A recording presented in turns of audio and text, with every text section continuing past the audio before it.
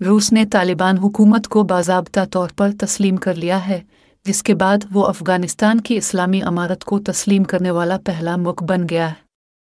ये एक अहम पेशरफ्त है क्योंकि रूसी वज़ारत ख़ारजा ने तालिबान के अफ़गान सफ़ीर की असनाद कबूल कर ली हैं। इस फैसले के ज़रिए रूस अफ़गानिस्तान के साथ सलामती, इंसदाद, दहशतगर्दी और मुनशियात की रोकथाम में ताउन जारी रखेगा। अफ़गान वज़ीर ख़ारजा ने इस इक़दाम को दलेराना कदम करार दिया है, जो मुमकिना तौर पर दीगर ममालिक के लिए भी एक मिसाल बन सकता है। दिलचस्प बात यह है कि अमेरिका ने तालिबान पर पाबंदियां आयद कर रखी हैं, जबकि रूस अब उन्हें एक मुमकिना इत्तेहादी के तौर पर देख रहा है, ख़ास तौर पर दाइश खरासान के खिलाफ। ये फैसला तालिबान के लिए एक बड़ी सफारती कामयाबी है, लेकिन इसके आलमी असरात का अंदाज़ा वक्त ही बताएगा।